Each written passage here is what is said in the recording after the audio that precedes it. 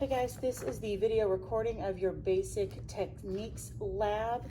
So the first thing we're going to do is part one, which is to look at a burner and look at what is considered a non-luminous flame.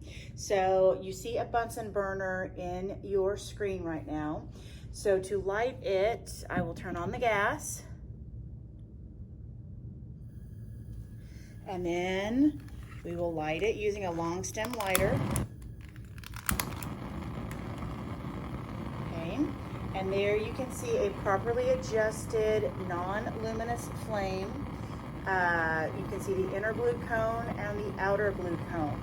So make sure that you define luminous and non-luminous flame.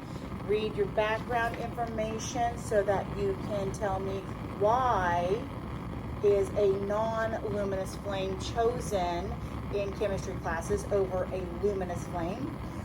Please also make sure that you draw a picture of what you are seeing. Again, this is an art class, but try and be as accurate as your artistic skills will allow you to be while you are drawing this. So if you need to pause the video, please do so to draw your properly adjusted Bunsen burner non-luminous flame.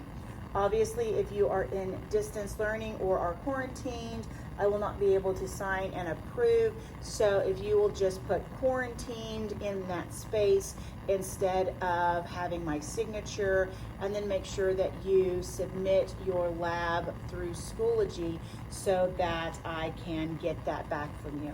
So I'll go ahead and to turn this off, we're gonna go ahead and turn this off at the gas jet. And that's how we turn it off. And then we will proceed to part two. Hey guys, this is part two of your basic techniques lab. So for part two, you're going to be using a ruler, measuring in centimeters, and practice estimating your digit when you're measuring lengths. So make sure in part two that you complete analysis question number 5 on your actual document where you're going to be shading in specific lengths. Okay, so the first thing that we're going to do, I'm actually going to move this book out of the way. And to make it easier for you to see, I've got some white paper here. We've got a paper clip.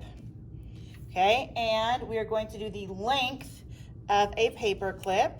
So I have a ruler. I'm actually going to twist it here. And we are going to measure the length of the paper clip so you can see the end of the paper clip right there. Please make sure that you are recording every number that you can see, which includes the line markings that you can count but aren't necessarily numbered, and an estimated digit. If you need to pause the video so that you can get the proper measurement, please do so. Okay, so now we're going to do the width of the paper clip. So I'm just going to twist this around. And there is the width of the paper clip. Again, make sure you are recording everything that you can see and an estimated digit. Once you have your measurement, you'll need to count the number of significant figures in your measurement, which includes everything you record. That's also the estimated digit. Okay, so now we're going to do a textbook. I'm going to move this out of the way.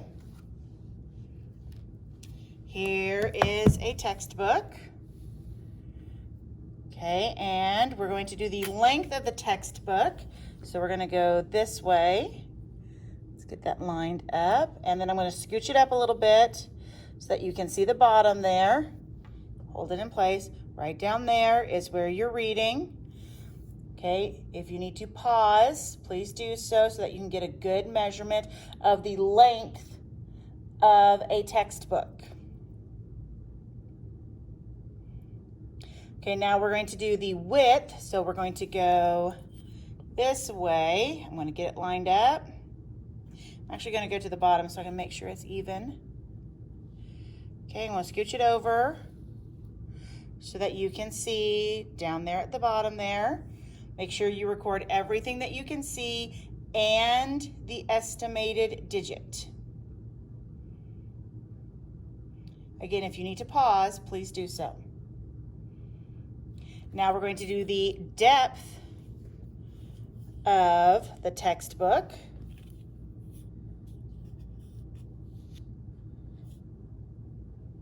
Let's get it lined up here. Scooch it over for you. All right, so there you go.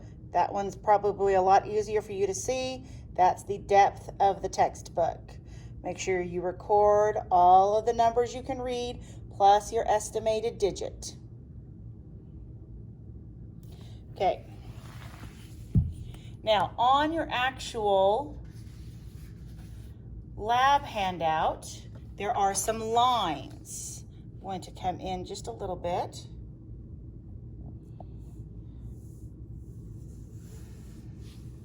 There we go.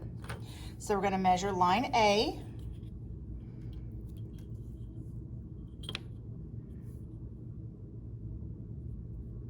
There we go. Okay, so make sure you record line A. You can kind of see the end there right at the beginning at the top of the ruler. So record everything that you can read and an estimated digit. That's your line A. Again, pause if you need to. There is line B. Line B stops right about there. You can kind of see it at the tip of my fingertip. Again, pause if you need to.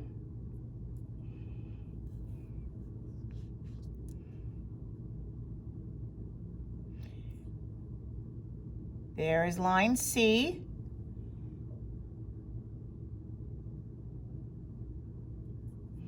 And then lastly, line D, right about there.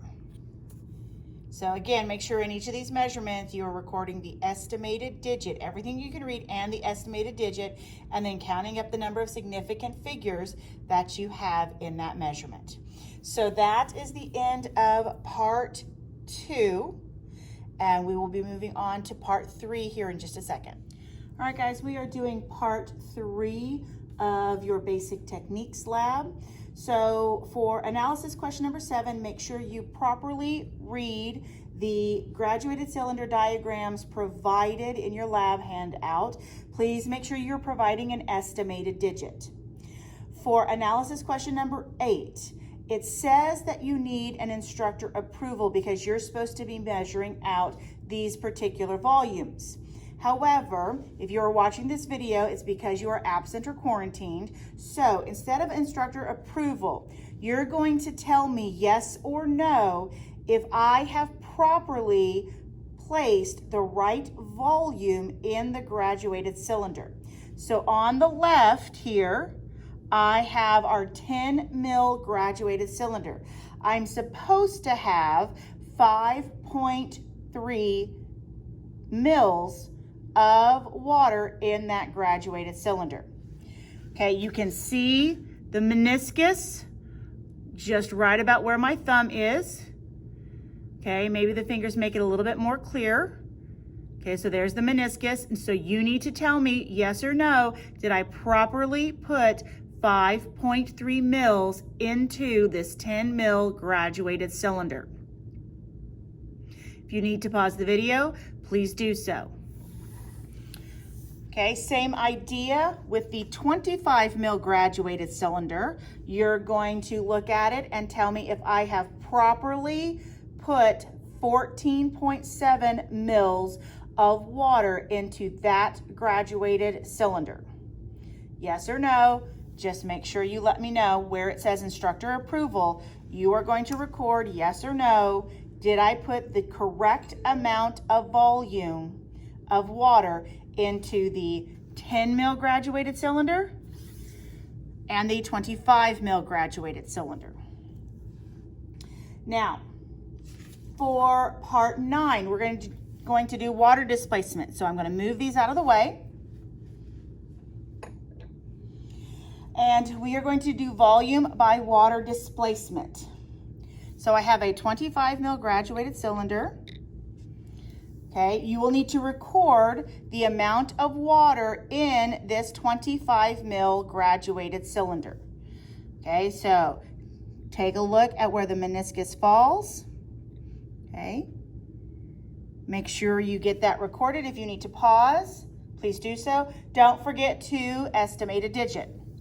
Now we're going to add a metal sample to it. I'm sorry, we're going to do the glass marble first. I apologize. So glass marble, we're going to add the glass marble. I'm going to tip it so it doesn't break out the bottom of the cylinder. Okay, and now you have the new volume, the final volume, with the glass marble added. So now in order to find the item's volume, you simply subtract final minus initial. Don't forget your sig fig rules for subtraction, and don't forget to estimate a digit when you're recording this volume. Okay, so now we're going to do the paper clip. So I have another cylinder. Make sure you record the volume, the initial volume of that cylinder. Pause if you need to. Don't forget to estimate a digit. And I'm going to add the paper clip now. Okay, now that all the air bubbles are gone, record the new volume with the paper clip added. And again, the item's volume, the volume of the paper clip, will be final minus initial. And don't forget your sig fig rules for subtraction. Okay, now we're going to do the metal sample.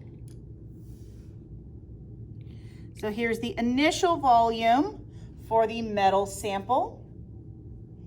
If you need to pause the video, please do so. All right, and I'm going to tip the graduated cylinder again to make sure that the metal sample does not break the glass. Okay, and there is the new volume of the metal sample. So again, make sure you record everything, including your estimated digit. And then we find the volume of the metal sample by taking final volume of the water minus initial volume of the water. So that takes care of part 3. Okay, we're going to move on to part 4 here in just a moment. All right, guys, this is part 4 of our basic techniques lab. So we are going to be working on analysis question number 10. Okay, so this is an electronic balance. So the nice thing about an electronic balance is that the last digit is the estimated digit.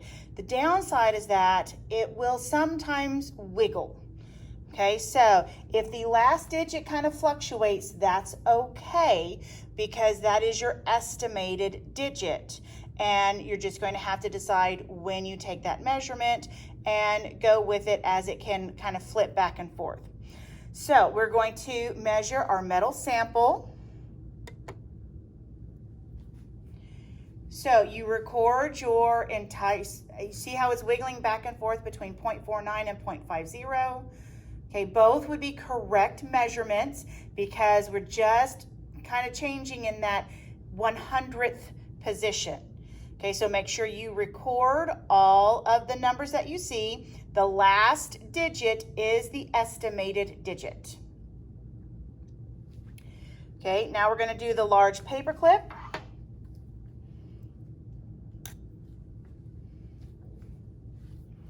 And again, there's sometimes a little wiggle in that last digit. Okay. Now we're going to do a plastic weigh boat.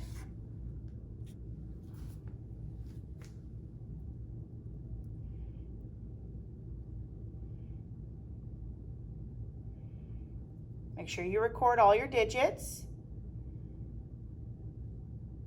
Okay, now we're going to do a piece of weigh paper.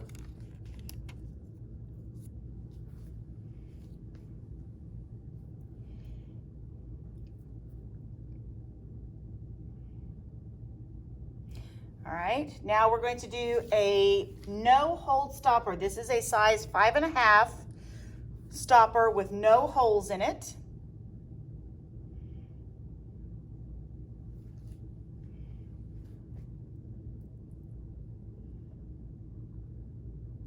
And now we're going to do a 1-hold stopper. This is a size 7 1-hold stopper.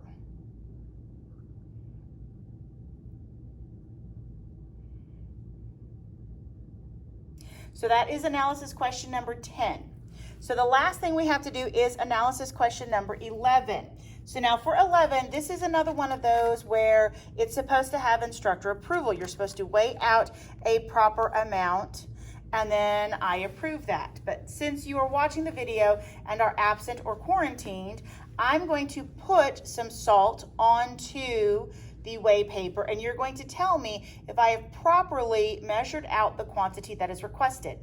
So in order to do that, I've done some weigh paper, but we don't want to consider the weigh paper in the mass of the salt that we're going to add. So I'm going to hit the 0 button, and it's going to ignore the paper. So then what I'm going to do is take a sample of salt, add it to my paper, and you tell me if I have properly measured out 0.79 grams of table salt.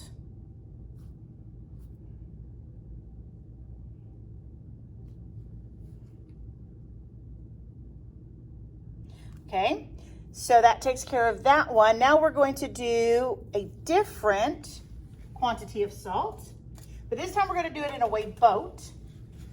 So we're going to add our weigh boat. Again, we need to ignore the mass of the weigh boat. We just want the salt, so we're going to hit the 0 button, and we're going to add,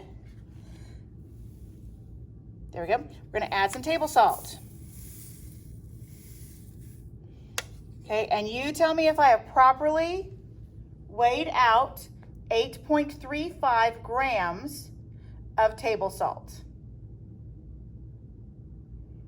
So instead of instructor's approval, you're going to put yes or no. Yes, I've properly weighed them out, or no, I have not. That is the end of your basic techniques lab.